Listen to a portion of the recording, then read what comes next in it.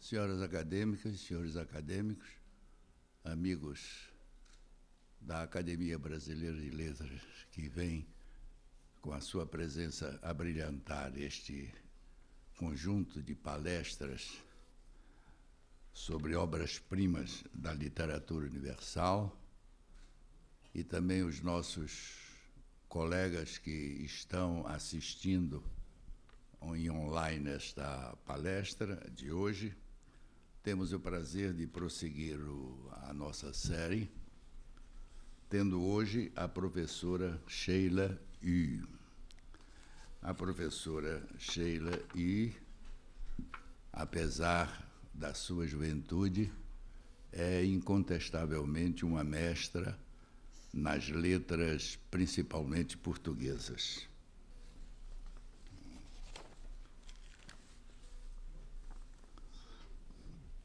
Ela é doutora em letras pela PUC do Rio de Janeiro, com pós-doutorado na UFRJ, foi professora visitante na Faculdade de Letras da UFRJ, no Instituto de Letras da UERJ e professora adjunta da Escola de Letras da Unirio. Coordenou o núcleo Manuscritos e Autógrafos do Real Gabinete Português de Leitura, realizando a catalogação e a digitalização do acervo dos manuscritos. Foi editora adjunta da Revista Camoniana, é membro do Centro Interamericano Interuniversitário de Estudos Camonianos da Universidade de Coimbra. Trabalha atualmente na equipe brasileira para a edição crítica de Os Lusíadas e me dá muita honra de trabalhar também ao meu lado, nesta atividade da preparação da edição crítica dos Lusíadas com a Universidade de Coimbra. Organizou, juntamente com Ana Virgínia Pinheiro, o catálogo dos quientistas portugueses da Biblioteca Nacional. Realizou uma série de edições comentadas de obras quientistas, como a História da Província Santa Cruz de Peru de Magalhães. Ela chama Gândavo, que é uma denominação mais recente, mas a minha geração e a geração dos meus mestres dizia Gandavo. Não é? E eu acho que essa deve ser a pronúncia, que é um nome Gandavo, criado à semelhança de Batavo, já que a família era oriunda de Gand. Também trabalhou nos diálogos em defesa e louvor da língua portuguesa, de João de Barros, e também do Gandavo ou Gândavo, e uma coletânea de cartas jesuíticas, instituída nas primeiras cartas do Brasil, de 1551 a 1555. Desenvolve, em colaboração com a professora Vivian Cogg, da Universidade de Cambridge, tradução e edição de relatos de viagens ingleses sobre o Brasil, escritos no século XVI, inéditos em português. Publicou artigos na esfera dos estudos camonianos e da literatura do Renascimento, de modo que estamos diante de uma mestra que nos vai falar sobre o tema, não é? Sobre o tema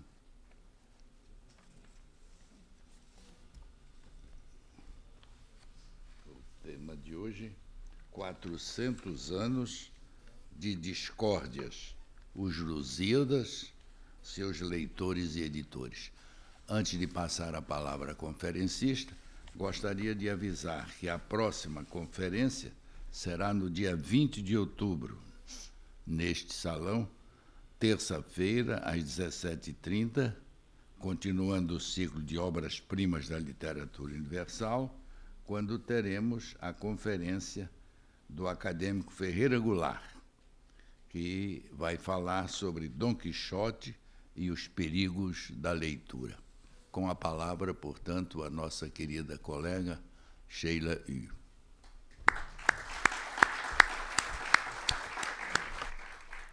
Primeiro, eu queria agradecer a apresentação generosa do professor Bechara, agradecer também o convite do Sequim. É uma honra estar aqui na Academia Brasileira de Letras, falando sobre os Lusíadas. Tantos acadêmicos se ocuparam de Camões e dos Lusíadas. Não vou citar todos para não falhar na citação de alguém, mas na nova geração, digamos, temos o professor Bechara, a professora Cleonice, na antiga geração, Joaquim Nabuco, Afrânio Peixoto, né? Quer dizer, uma casa que se ocupou muito dos estudos camonianos.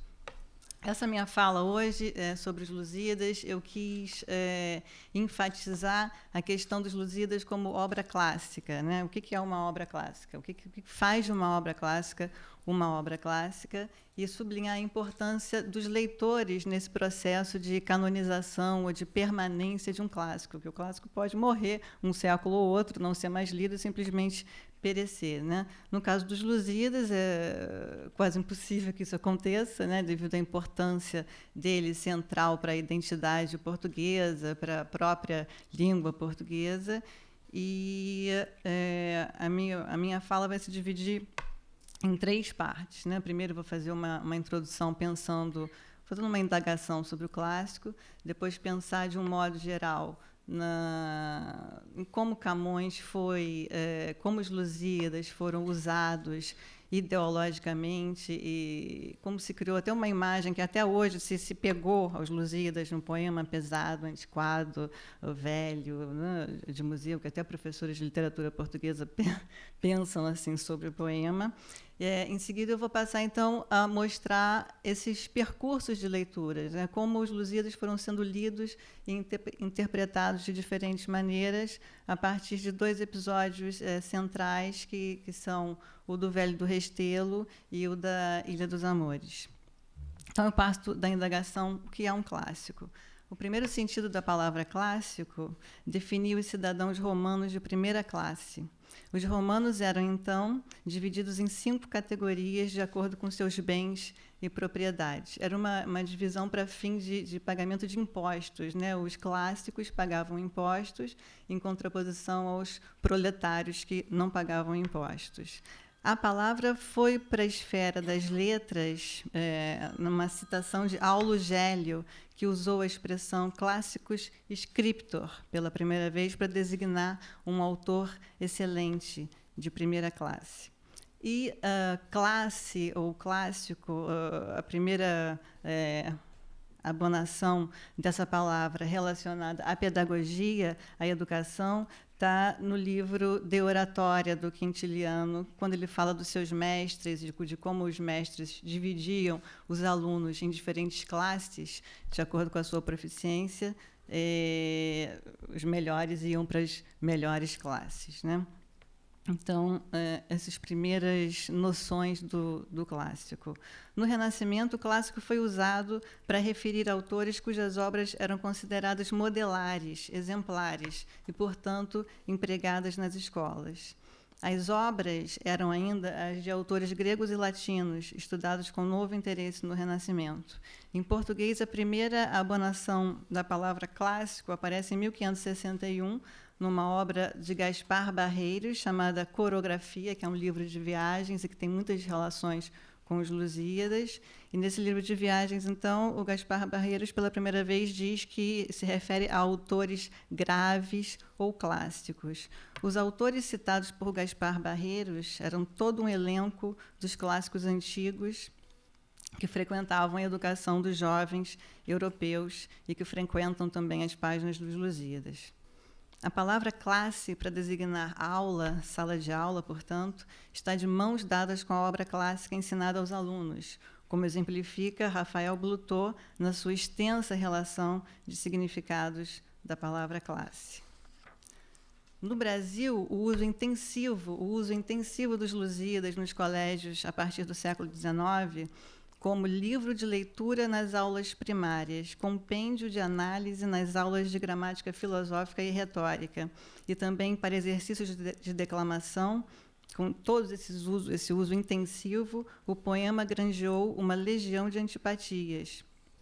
A edição do Barão de Macaúbas, que tinha o subtítulo Para uso das escolas brasileiras, na qual se acham supressas todas as instâncias que não devem ser lidas pelos meninos, essa edição do Barão de Macaúbas, cujos trechos considerados indecentes foram substituídos por linhas pontilhadas, para citar um dos exemplos mais significativos, acompanharia a formação escolar de gerações de brasileiros. Muita gente ainda se lembra dessa edição. No prefácio de sua edição, Abílio César Borges, que era o nome do Barão de Macaúbas, ele mesmo professor e dono de escolas, expõe os motivos pelos quais censurou integralmente 34 estrofes do poema, afetando a integridade da obra e subtraindo de seus leitores trechos com os quais, certamente, eles criariam empatia. Diz o Barão de Macaúbas no prefácio. Vou ler um pedaço do prefácio dele. Entretanto, qual não era o meu constrangimento, sempre que nas classes ou nos exames era preciso dar a ler aos meninos o Camões aberto ao acaso, receando caísse justamente a leitura em algumas das instâncias indignas de serem lidas pela infância, que destas muitas há disseminadas por todo o poema, nas quais o poeta foi livre demais no dizer e até escandaloso, fantasiando atos e descrevendo cenas de requintado erotismo e de lascívia brutal e monstruosa. É ainda o meu culto a Camões, ele continua, que me move dar a ele a presente edição, preparada adrede para evitar o grave inconveniente apontado acima, isto é, expurgada de todas as instâncias cuja leitura, além de escandalizar a inocência dos jovens leitores e leitoras, causar-lhes-iam o grandíssimo dano de, em suas almas cândidas, despertar ideias de sensualismo. O Barão de Macaúbas, talvez não como editor, mas como professor, traumatizou mais de um futuro escritor que passou por suas escolas. Ele tinha escolas na Bahia, em Minas Gerais e no Rio de Janeiro. Raul Pompeia, que foi aluno do Colégio Abílio, registrou em O Ateneu uma cena clássica dos Lusíadas em sala de aula. E o trecho é o seguinte: tomava cada período, cada oração, altamente, com um ademã sisudo do anatomista, sujeito, verbo, complementos, orações subordinadas e depois o significado, zás, um corte de escalpelo, e a frase rolava morta, repugnante, desentranhando-se em podridões infectas. Cruz e Souza, o poeta simbolista, também não saiu incólume das aulas e, já adulto, definiu os Lusíadas como, diz ele, um compêndio de geografia anacrônico e parvo, cheirando a Olimpo e a negócio.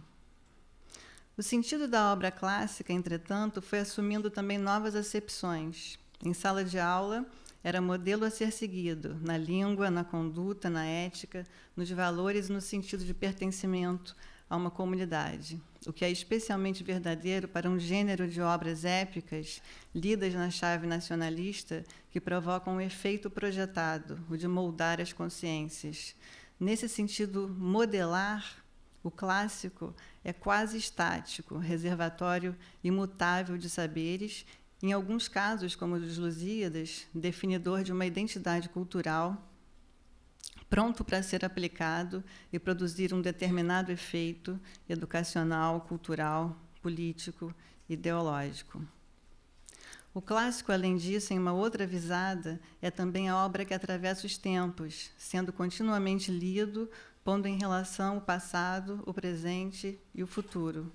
Como define Jorge Luiz Borges, clássico não é um livro que necessariamente possui estes ou aqueles méritos. É um livro que as gerações de homens, urgidas por diversas razões, leem com prévio fervor e com uma misteriosa lealdade.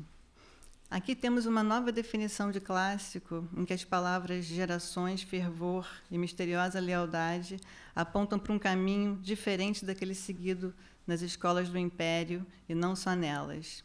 Não mais a obra de primeira classe, aristocrática e por vezes autoritária, e por tais e tais méritos, mas aquela que, por diversas razões e por diferentes razões a cada época, atravessa os tempos e os leitores, provocando neles, misteriosamente, um fervor, uma experiência fervorosa de leitura. Como observou Hans-Georg Gadamer, todo texto clássico depende do leitor, no sentido em que o leitor, a cada época, constrói uma nova compreensão da obra. O sentido de um texto, portanto, não depende somente do autor e do seu público originário, ou pelo menos não se esgota nisso, pois esse sentido está sempre determinado também pela situação histórica do intérprete.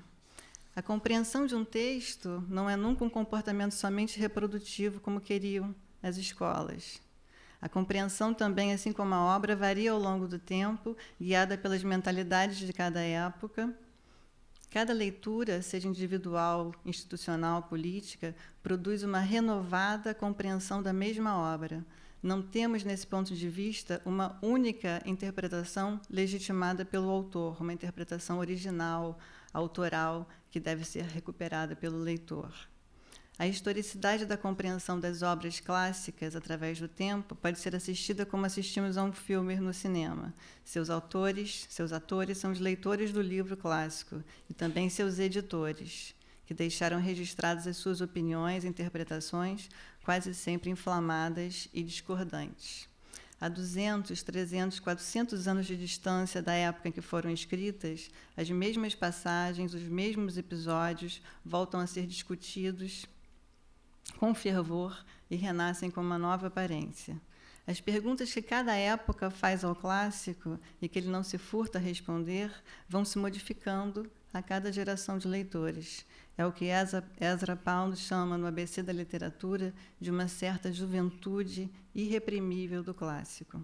Cada época apresenta um interesse no texto, um interesse novo no texto, onde também procura compreender-se a si mesma e se projetar para o bem ou para o mal.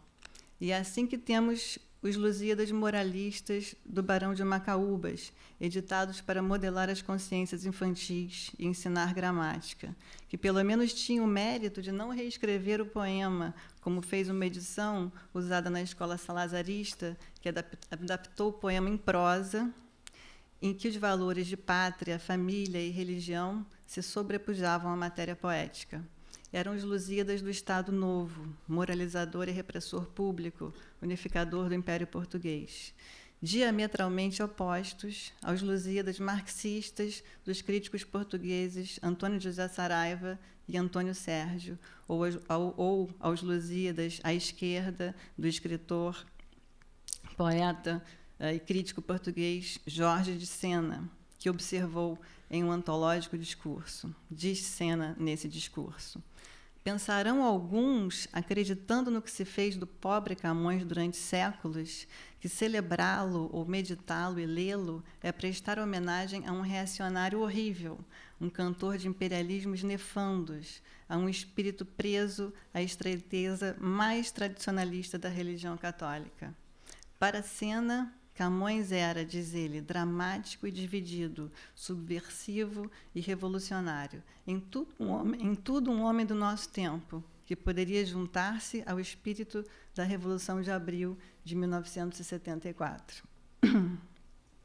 A ressignificação da epopeia camoniana fica bastante evidente em um pequeno livro de Antônio Sérgio, intitulado Em torno das ideias políticas de Camões, em que o autor, Antônio Sérgio, reflete: que pensaria Camões se vivesse agora? Como se deverá traduzir isto para transpor para o nosso século a política de Camões? Páginas adiante, ele, a partir de alguns versos que eu vou citar, tira algumas conclusões. Os versos são os seguintes: vê que aqueles que devem à pobreza amor divino e ao povo caridade, amam somente mandos e riqueza, simulando justiça e integridade. da feia tirania e de aspereza fazem direito e vã severidade. Leis em favor do rei se estabelecem, as em favor do povo só perecem. A partir de versos como estes, Antônio Sérgio conclui, diz ele, é a ideia do governo para o povo, mas não ainda, claro está, a do governo pelo povo, que não era ainda para o tempo que Camões viveu e que nos cumpre realizar agora. Já censuraram, ele continua falando, já censuraram ao grande épico, num livro de história muito interessante, o aristocrático do poema. Foi, com efeito, um aceitador da aristocracia, e estou em crer que, se voltasse ao mundo, ninguém diria melhor do que ele que toda verdadeira democracia deverá ser governo por uma elite aflorada do povo, em contato constante com o mesmo povo. Luís de Camões, o autor, se confunde com os Lusíadas, o livro, que, por sua vez, se confunde e se amalgama com Portugal e com os projetos de nação à direita ou à esquerda. Há, sem dúvida, uma narrativa triunfalista nos Lusíadas, de conquista de território e estabelecimento de um império global.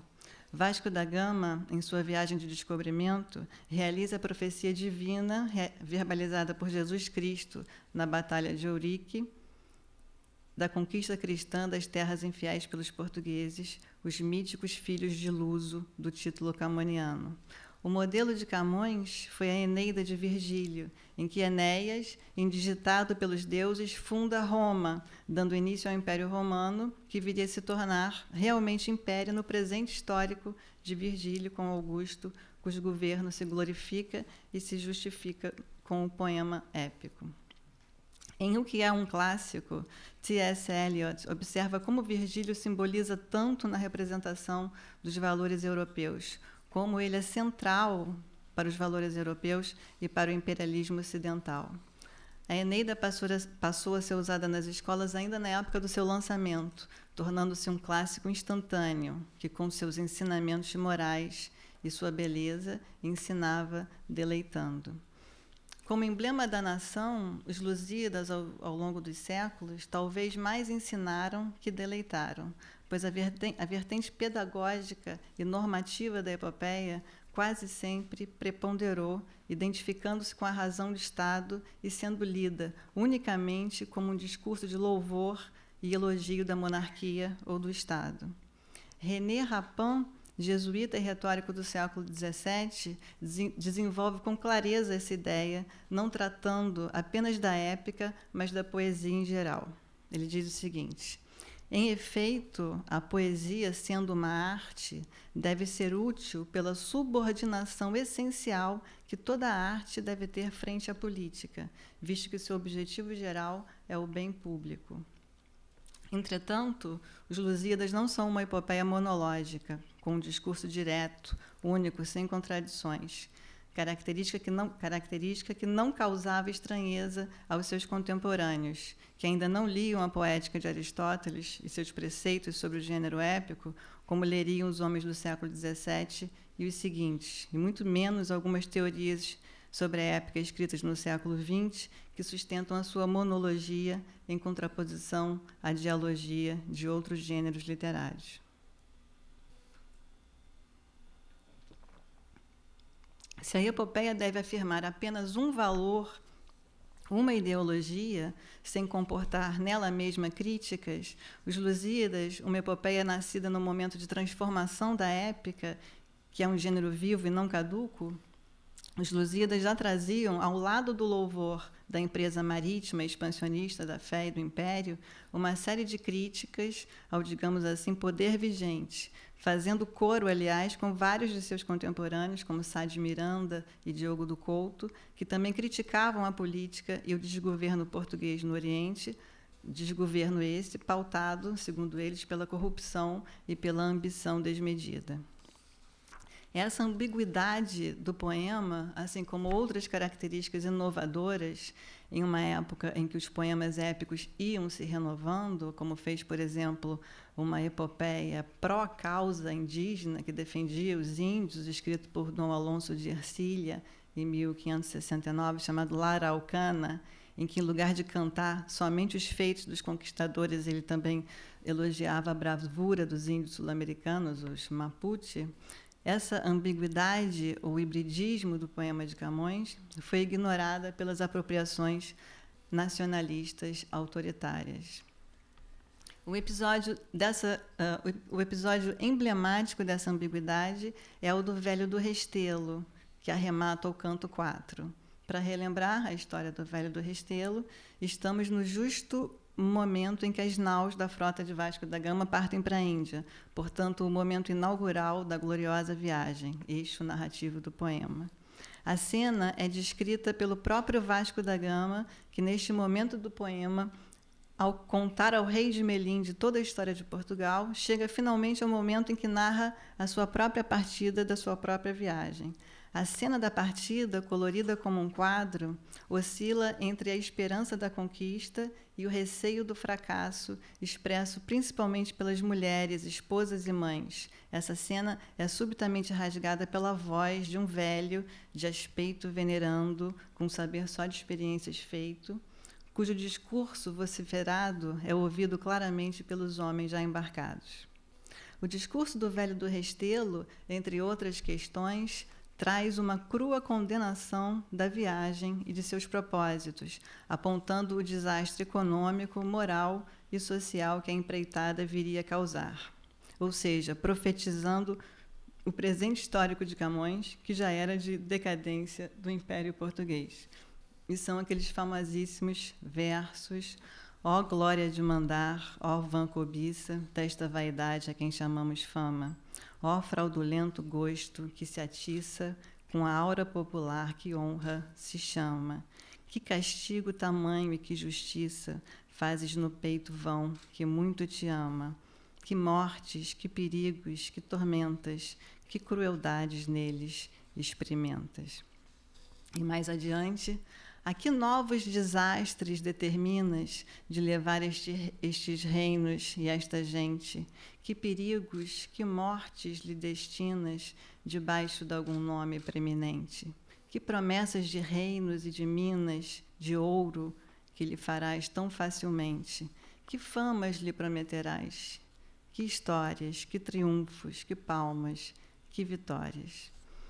Alguns contemporâneos de Camões responderam às perguntas do Velho do Restelo de forma simples e sintética, como, por exemplo, Heitor da Silveira, que era um companheiro de Camões na Índia, e que escreveu o seguinte poema, dizendo: mas esse enganoso, falso Oriente desbota minha fé e minha verdade, cruel Gama, cruel, que tantos danos ao lusitano dás. Outro amigo de Camões, Diogo do Couto, que viria a ser cronista do Estado da Índia, resume no Soldado Prático. Diz o Diogo Couto: na Índia, os mais puros, excelentes ares do mundo, frutas, águas de fontes e rios, as melhores e mais salutíferas de toda a terra, pão, cevada, todos os legumes, todas as hortaliças, gado grosso e miúdo que pode sustentar todo o mundo, tudo mais maravilhoso. Pior que há lá fomos nós, que fomos danar terra tão maravilhosa com nossas mentiras, falsidades, burlas, trapaças, cobiças, injustiças e outros vícios que calam. Para os contemporâneos de Camões, não causava estranheza a voz crítica do Velho do Restelo justo no momento da partida. Um dos primeiros comentadores dos Lusíadas, o cura Manuel Correia, que afirma ter sido próximo a Camões, comenta o episódio com desassombro ainda no século XVI. Para ele, o discurso do velho nada mais era do que uma lição de moral de viés cristão contra, ele dizia, os homens cujos apetites desenfreados são a causa de todos os males, entendendo-se aqui esses apetites como a vã cobiça, o apetite pelo ouro, o que chamaríamos hoje de capital. E ele conclui que essas exortações do velho eram necessárias à sua época de enganos e malícias. São muitas as interpretações desse episódio fulcral do poema.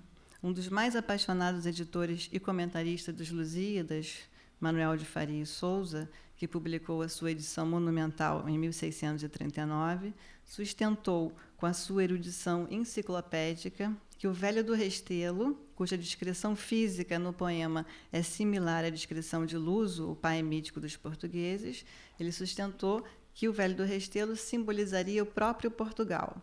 Sua interpretação lia o Velho do Restelo por um viés histórico.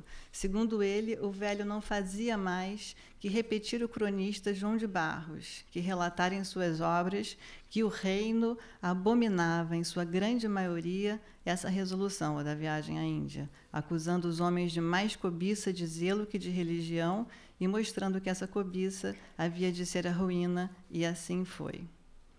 Faria de Souza sustenta que se a religião católica, por esse meio, não se tivesse dilatado, ou seja, se a viagem não tivesse provocado a expansão da religião católica, haveria sido em tudo malíssimo o descobrimento da Índia, e aponta como consequências nefastas a destruição da agricultura, o despovoamento do reino, a falta de trabalhadores de todos os ofícios e os costumes corrompidos pelo que ele chama de delícias asiáticas.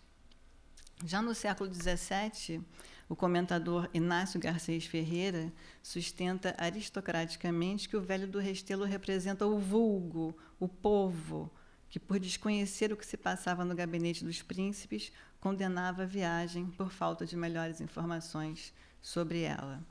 Já no século XIX, o nosso Joaquim Nabuco, no primeiro livro brasileiro sobre Camões, escrito aos 20 e poucos anos, lê o Velho do Restelo como um símbolo do passado.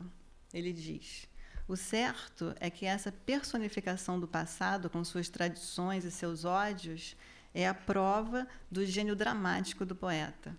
Esse velho que apostrofa o gama e os céus é o vulto de uma idade vencida naquele momento mesmo pela marcha da ideia. Esse homem simboliza as causas vencidas pelo progresso humano.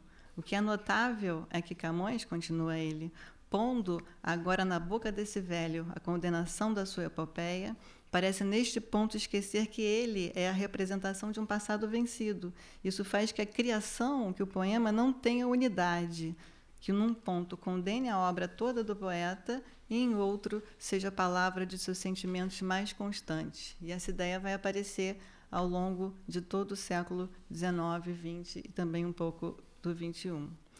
Nabuco diz que o velho condena os Lusíadas e condena o progresso, mas termina relativizando, dizendo que o poema, como o velho e com o gigante Adamastor, personagens aparentemente contrários ao poema, dava, diz ele, sempre a cada ideia que tinha tido sua época uma personificação e uma voz.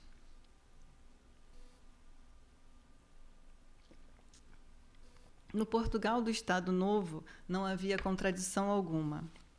Na adaptação usada nas escolas salazaristas, o episódio é narrado no coletivo nacionalista, que iguala o passado histórico ao presente. Era uma voz a ser ignorada, um episódio que não demandava reflexão. Do outro lado da trilha está o crítico Antônio Sérgio, que em um dos trechos camonianos que diz o seguinte: um dos trechos camonianos mais sentidos é o Passo dos Lusíadas, em que o Velho do Restelo, com tanta eloquência, se ergue a condenar o próprio feito que a sua epopeia celebrava. E não é lícito supormos que essa página tão grandiosa, tão vibrante, a escreveu ele por mero espírito de exação histórica e de objetividade, só para incluir na sua obra épica todos os elementos da tragédia, todas as correntes de opinião, sem exceção daquela mesma com que ele não podia concordar. Não, para com o Velho do Restelo, a simpatia do Camões é evidente. A centralidade da ambiguidade do episódio na compreensão global do poema também é salientada por Antônio José Saraiva, para quem o Velho do Restelo, diz ele, é o próprio Camões erguendo-se acima do encadeamento histórico. Opinião diversa sustentou José Vitorino de Pina Martins, o grande bibliófilo e professor português, que em um artigo escrito já no século XXI, argumenta, seguindo uma pista antiga do Faria e Souza, que o Velho do Restelo representa outro velho, Francisco Sá de Miranda, mestre dos poetas da geração de Camões.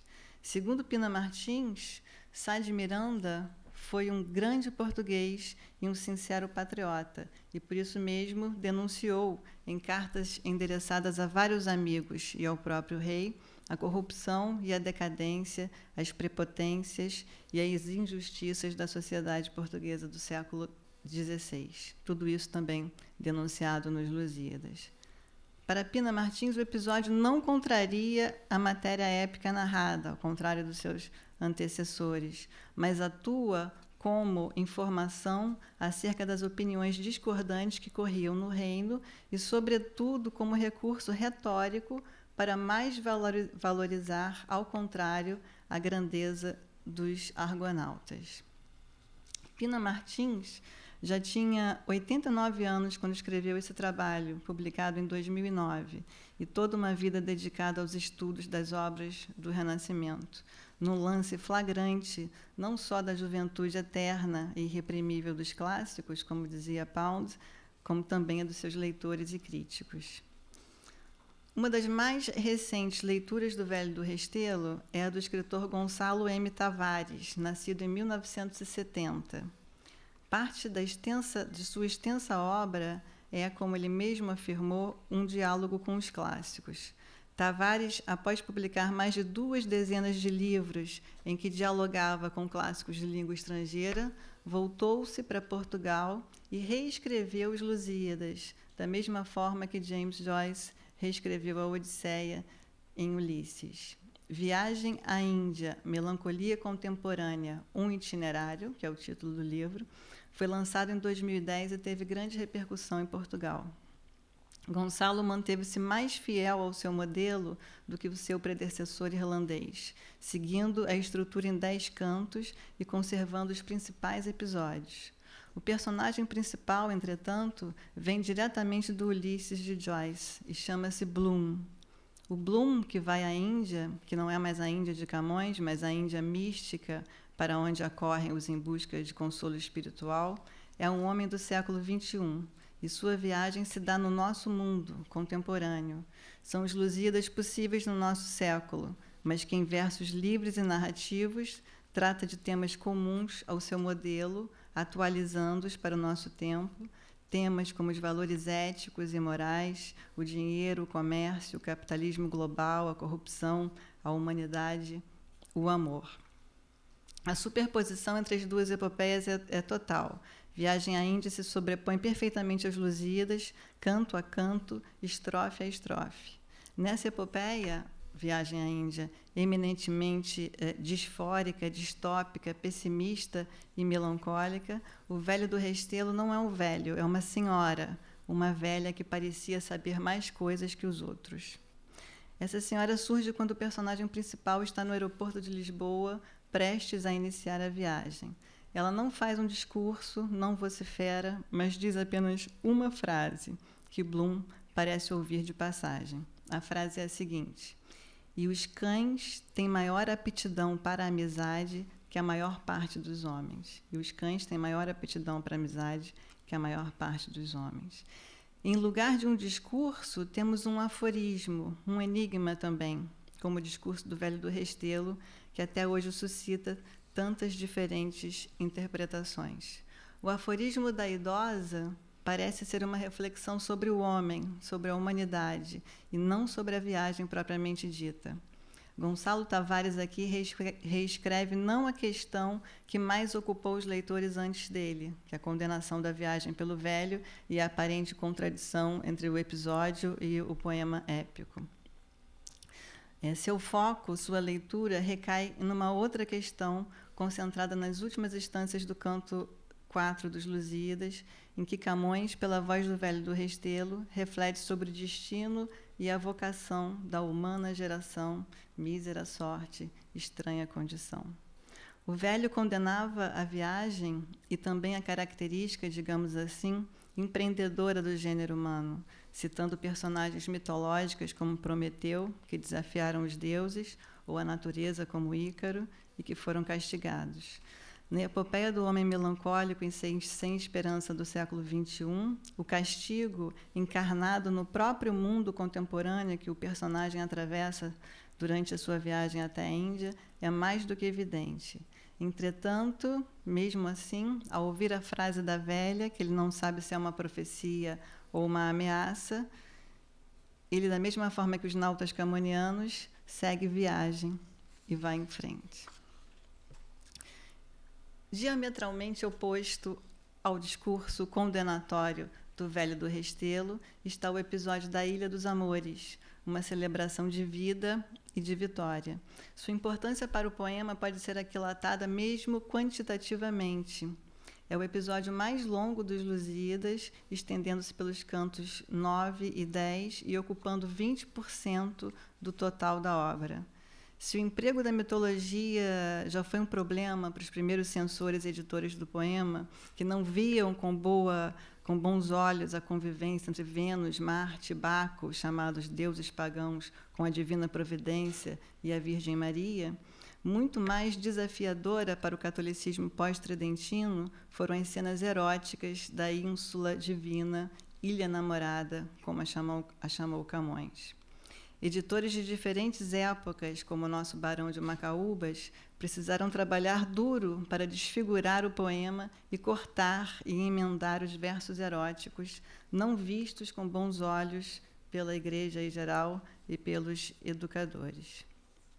A Ilha dos Amores é uma apoteose, ou como definiu um crítico português do século XX, uma celebração dionisíaca da sexualidade humana.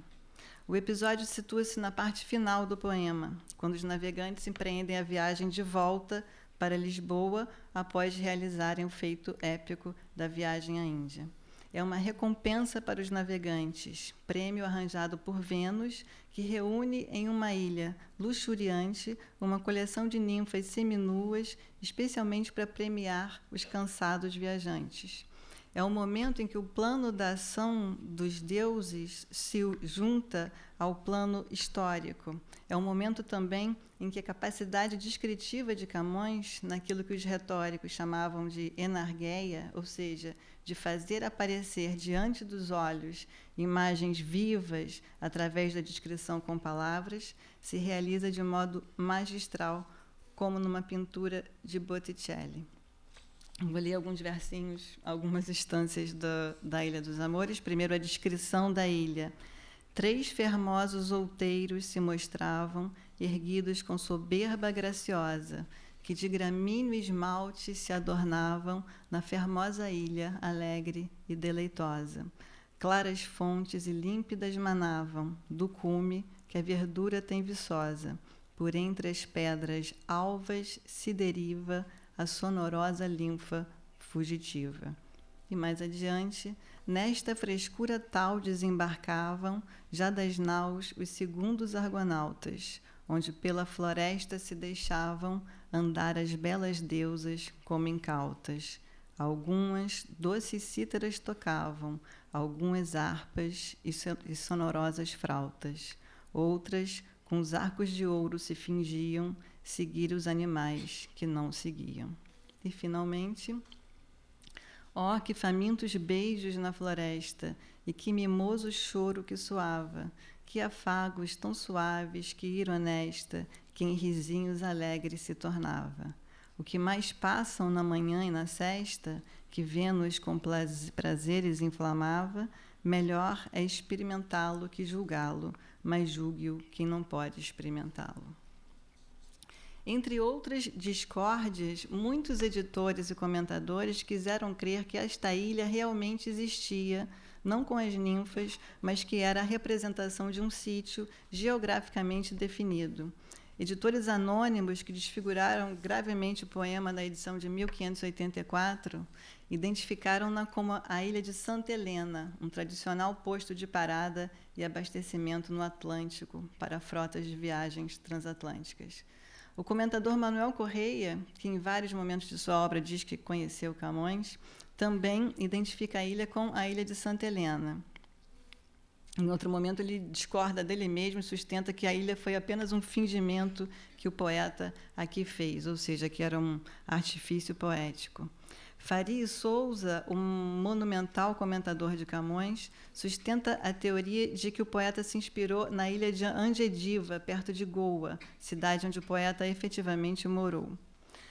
E ele ainda alfineta os seus predecessores, dizendo: para que se veja quantas léguas de engano há corrido os que disseram que a ilha aqui pintada é a ilha de Santa Helena. Outros críticos e leitores propuseram a ilha de Zanzibar, o Ceilão, a ilha terceira nos Açores, proposta por um açoriano, a ilha de Bombaim, a ilha da Madeira, entre outras. Mas a discordância de maior peso refere-se à interpretação do episódio.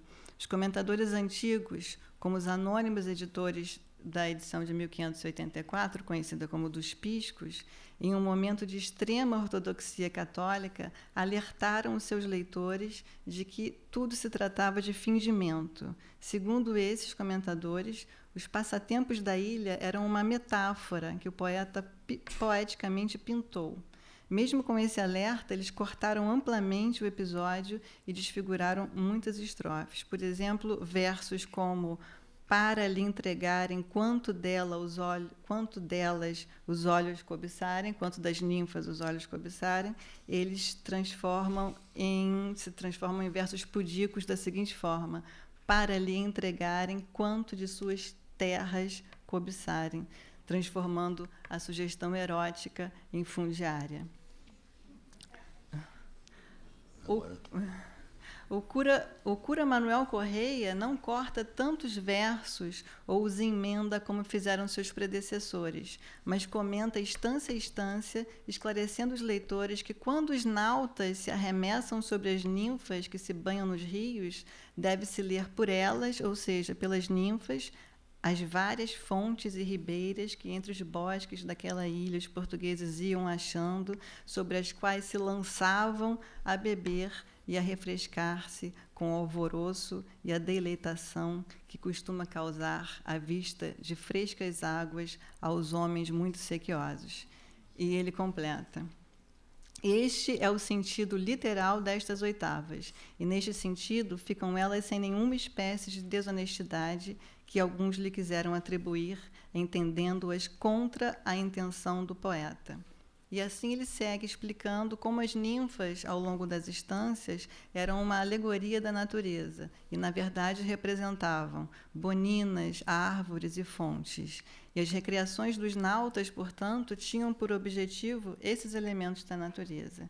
E assim, os famintos beijos, o mimoso choro, os afagos suaves, os risinhos alegres, representam poeticamente como os nautas, diz ele, se refrescaram, recrearam, beberam, lavaram-se e borrifaram-se nas águas dos remansos.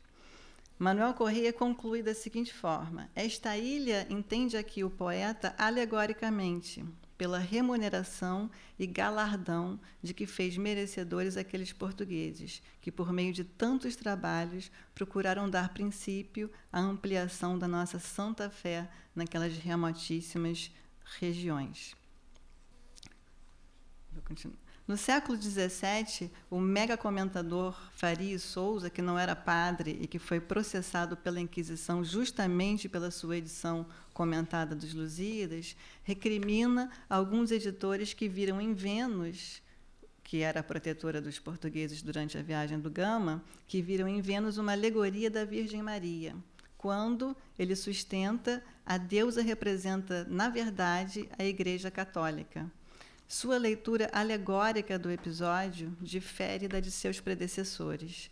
Para ele, as ninfas eram as musas, e a ilha, portanto, era o Parnaso, um Parnaso cristão. Na cena das ninfas se banhando, explicava ele, devemos entender que estavam se batizando. Portanto, argumenta Faria Souza, os amores ali descritos não são lascivos, mas divinos, porque as musas, segundo ele, são amadoras de grandes feitos, como aqueles cometidos na viagem de Vasco da Gama.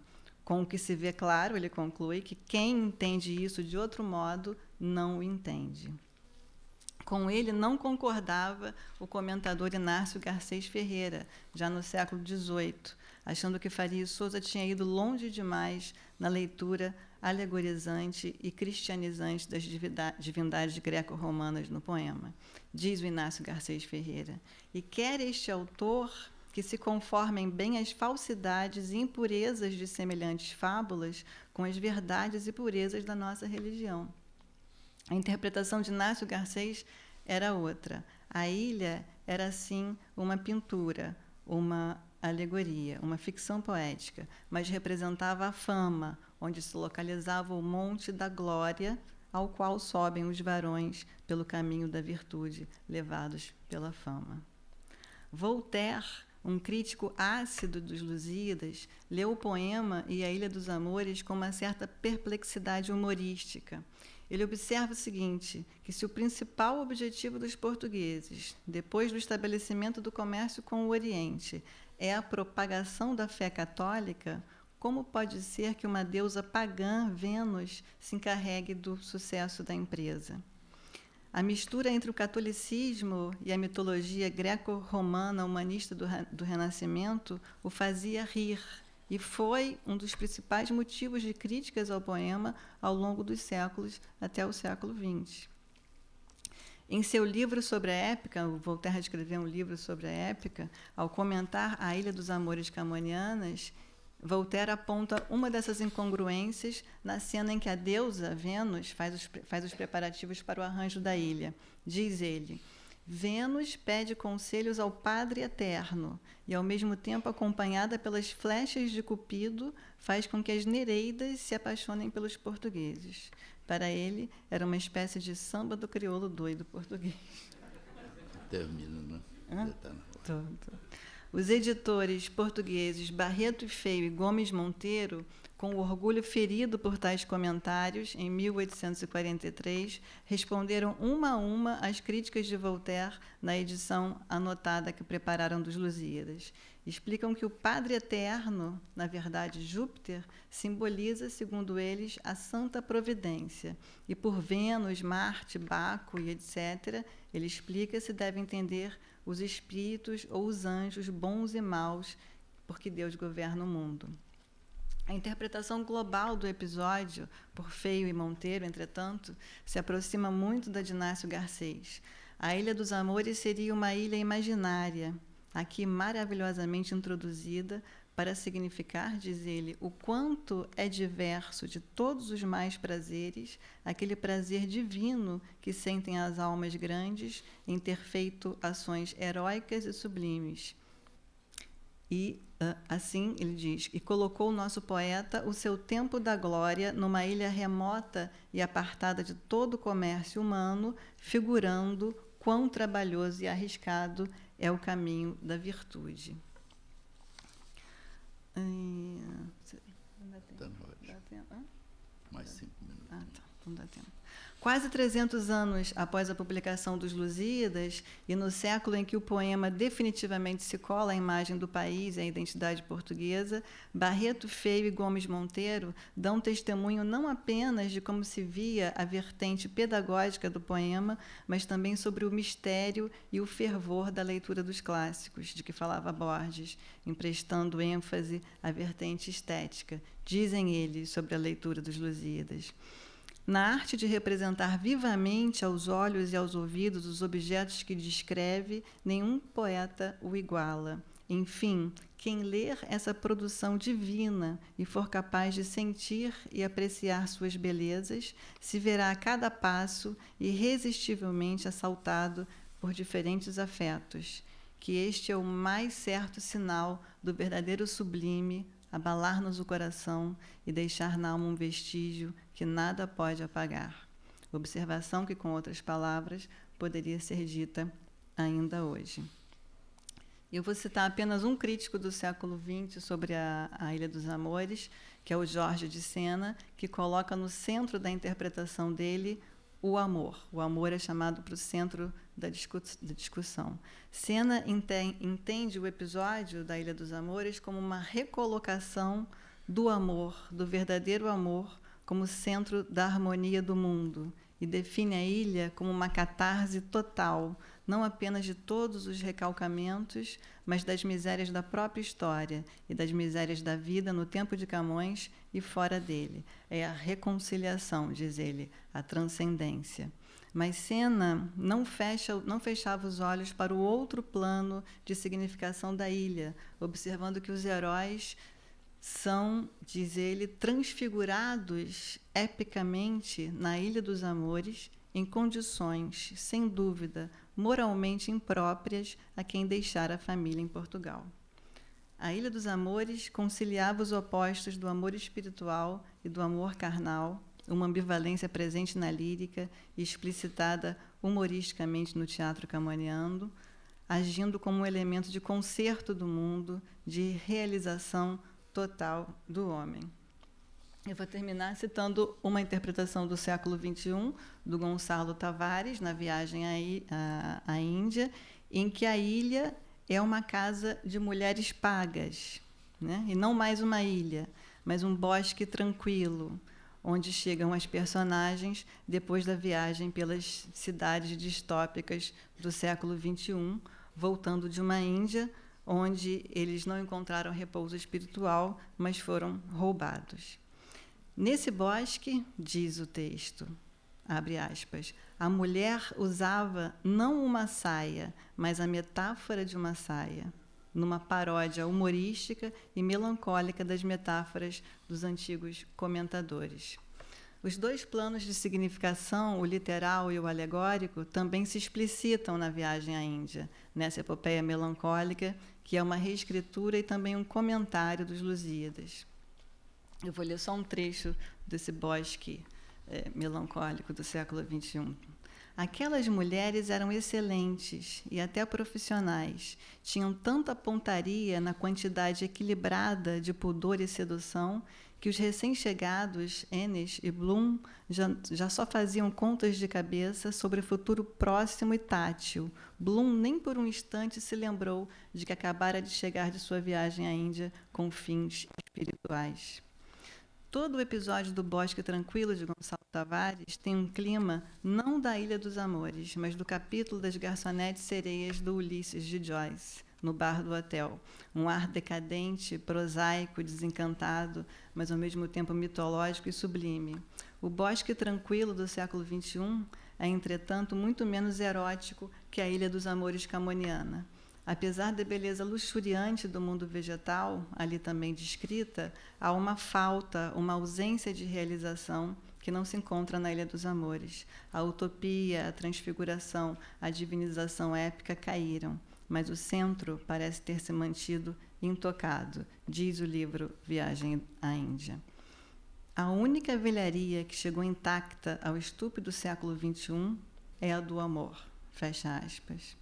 Bloom, no Bosque Tranquilo, com as mulheres pagas, contudo, vivencia o oposto da ilha camoniana. A velharia chegou intacta ao século XXI, mas ele não a experimenta. Os Lusíadas parecem não ter chegado intactos ao século XXI, mas a experiência de leitura fervorosa e misteriosa, essa sim parece ter chegado intacta. Quase livres da imagem do épico de outrora, de um nacionalismo retrógrado e totalitário, os Lusíadas podem se oferecer às novas gerações como uma experiência de leitura menos mediada por molduras ideológicas e mais aberta à fruição de suas muitas belezas. Obrigada.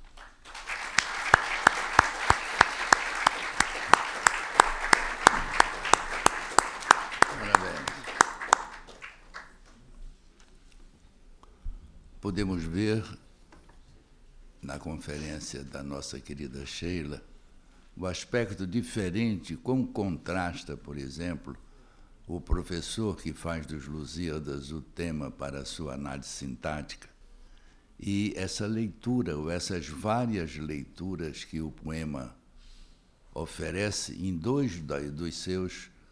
das suas grandes páginas, não é? De modo que a professora Sheila soube nos dar uma ideia muito clara de como cada leitura dessa está embasada, quais as que deturpam a intenção do leitor e quais aquelas que realmente chegam ao âmago do poeta do século XVI.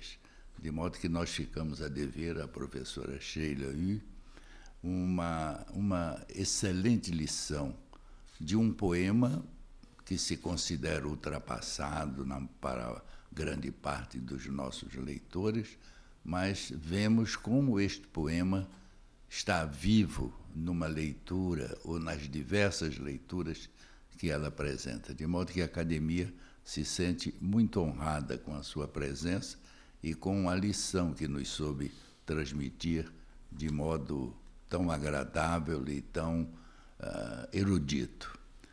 Antes de terminar, gostaria de lembrar aos presentes e a todos aqueles que assistem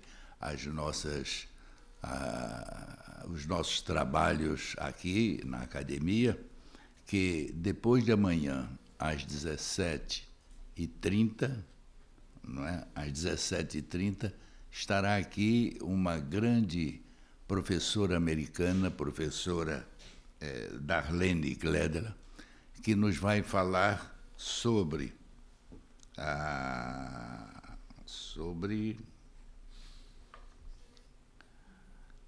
a diáspora da literatura lusa e brasileira, de modo que todos estão convidados para assistir à palestra desta professora americana, que é considerada uma das mais altas autoridades nos Estados Unidos de literatura portuguesa e de literatura brasileira.